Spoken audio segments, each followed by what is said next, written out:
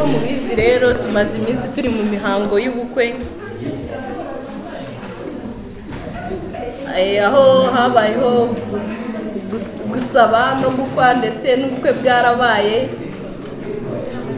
Umugeni twaramubonye, kigezweho noneho ni ukumutekesha, noneho agatangira kwita ku mugabo we, kandi nabyo tugiye kubakinira. Mutuze rero mukurikira ukuntu gutekesha biba bimeze. Murakoze.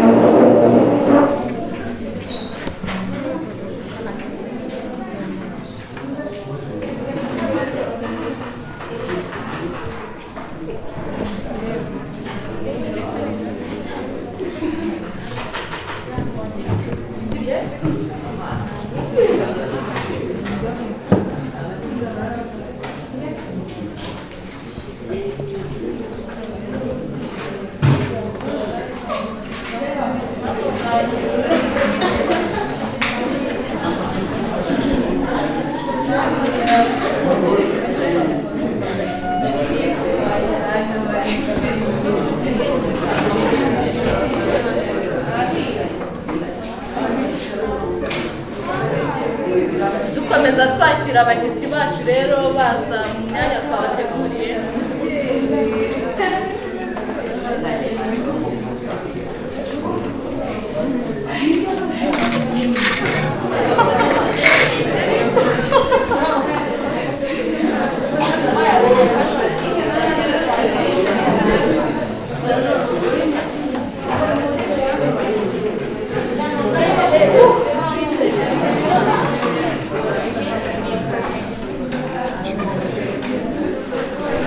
Mureke tubasabe ituze rero, kuko mubizi mu muryango wacu ntacyo dukora tutiragije Imana.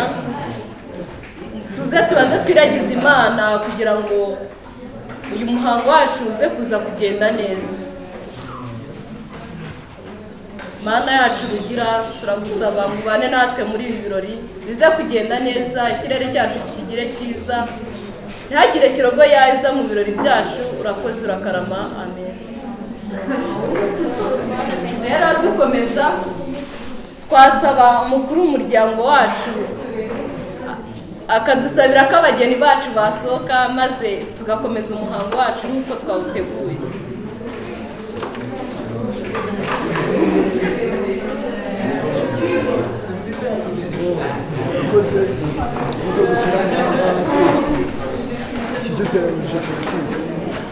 Ubukwe bwarabaye n'indi bwarabaye, numva ko kigezweho muri aka karere ko twatekesha abana bacu. Rero nagira ngo abari imbere mu mbere badufashe babwire abageni kugira ngo ubukwe bwacu bukomeze n'ibiro byacu. Murakoze.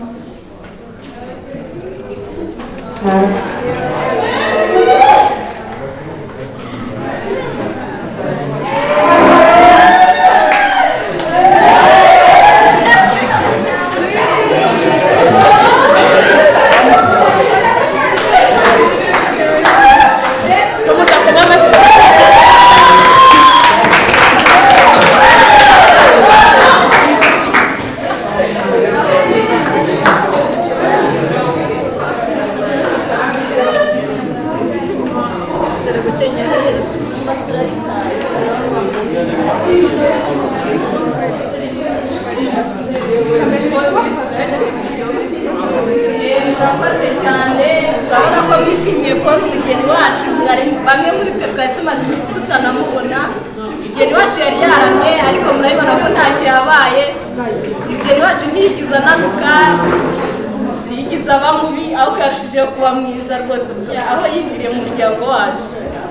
Nta nzara yahamwiciye rwose, murabibona ko ameze neza, atagira avuga ati umugeni mwamufashe nabi turashaka kumusubirana. Oya, umugeni wacu ameze neza, murabibona. Rero nk'uko twateraniye hano, ntabwo twaje kubabwira ngo umugeni hari ikintu cy'ingenzi cyatuzanye hano. Umugeni wacu rero kuva yajya hano ntabwo azi guteka, amaze iminsi yaramye, wasanga n'ubwo yari abizi bitewe n'urugendo twakoze tujya kumukura iwabo. Murabizi hari kure cyane, ashobora kuba yaranabyibagiwe ariko nta kibazo rwose. Uwo mugeni wacu uko yameze kose turamukunda, kandi ntacyo atakora ari mu muryango wacu kuko tumukunda. reka dusabe nyirabukwe aza amwerekere uko bigenda kugira ngo batazicwa n'inzara umunsi tuzaba tutabonetse ngo tumwite.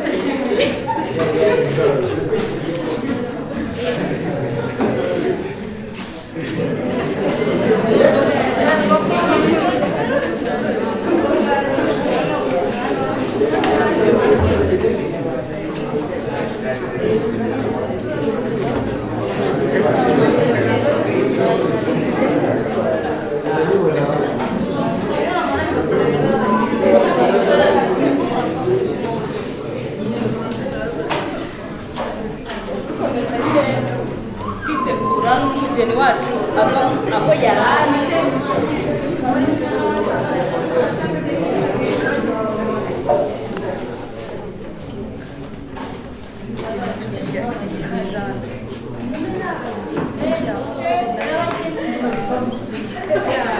bakomeze batambuke.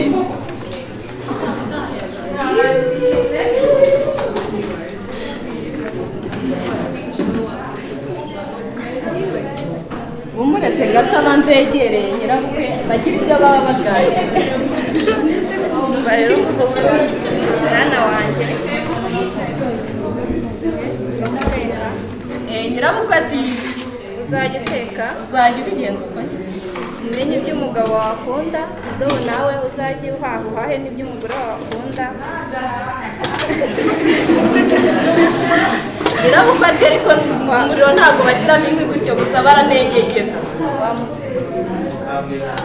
Ati kandi umuhungu wanjye uzamfashe rwose azamera neza. Ati ntazagire icyo akuburana rwose nkuko nawe utazagira icyo umuburana mu muryango wacu.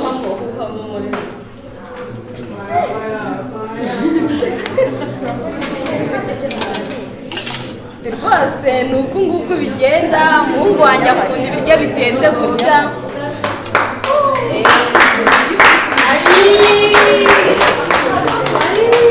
Nk'uko mubibona rwose umugeni wacu amaze guteka, ariko iyo abantu batetse burya baranarura bakarya.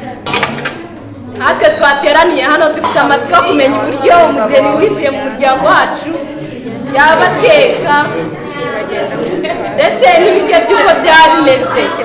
Twese rero tugiye gusabana tunasangire twishimira ibyiza by'umuryango.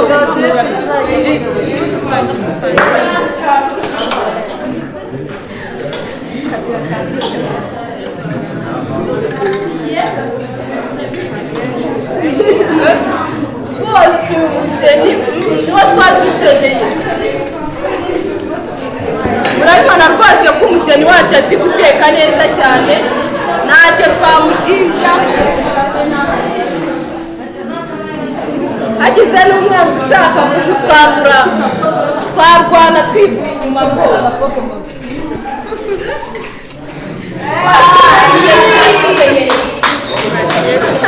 Kutamutamika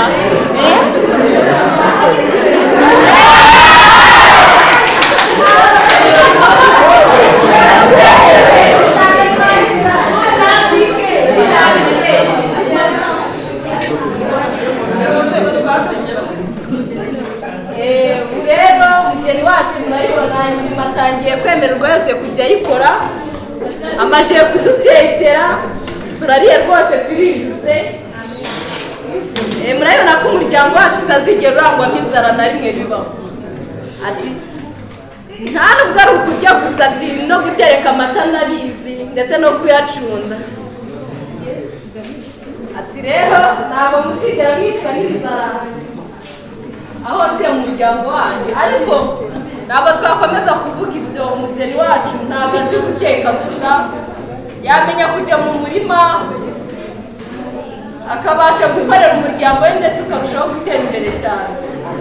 Ubu yemerewe gukora imirimo yose, ariko iyo mirimo yose tuvuga harimo guhinga, gukorera urugo rwe ndetse n'ibindi byinshi.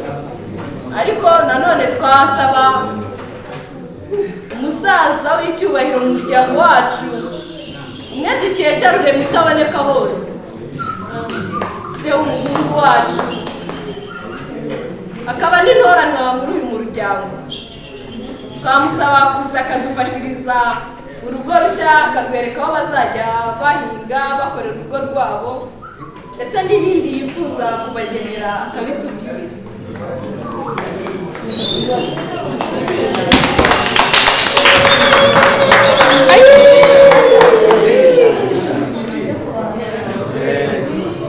Sangizaho amagambo arakoze kubw'uyu mwanya amaye nk'umukuru w'urugo rwanjye.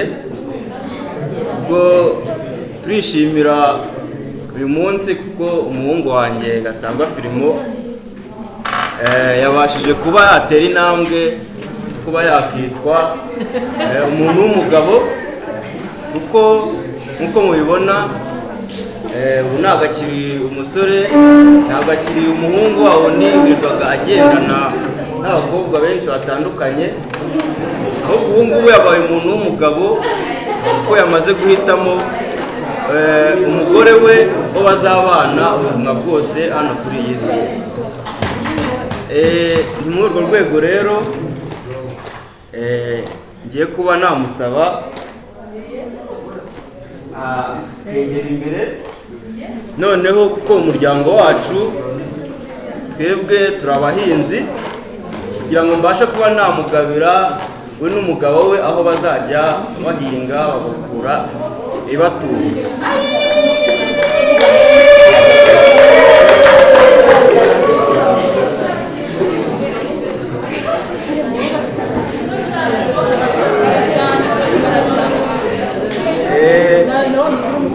Mukazana wanjye rero ubu ngubu ntabwo ukiri umukobwa, unagira ngo mbwire abasore bose mwari musanzwe mugendana bakubwira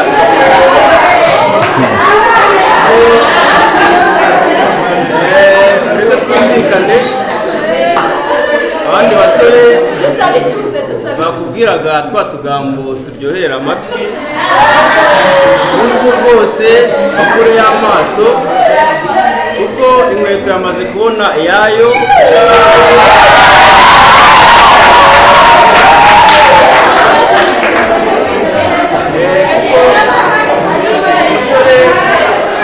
Umusore wanjye Gasangwa Filimo yamaze kuguhitamo, ubu uri umugore we iteka ryose.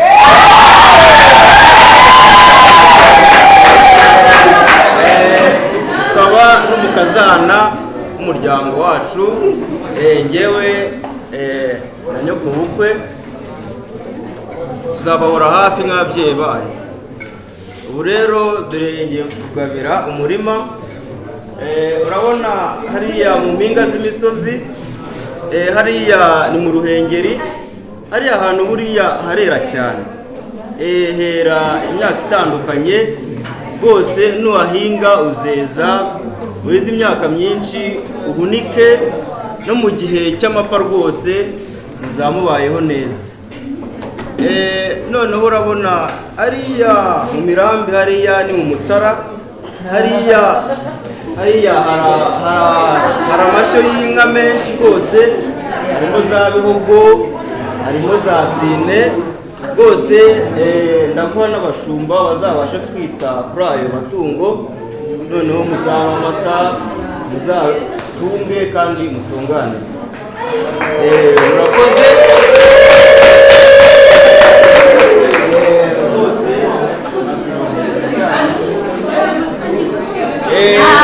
Ijambo naresubiza umusangiza w'amagambo. Murakoze.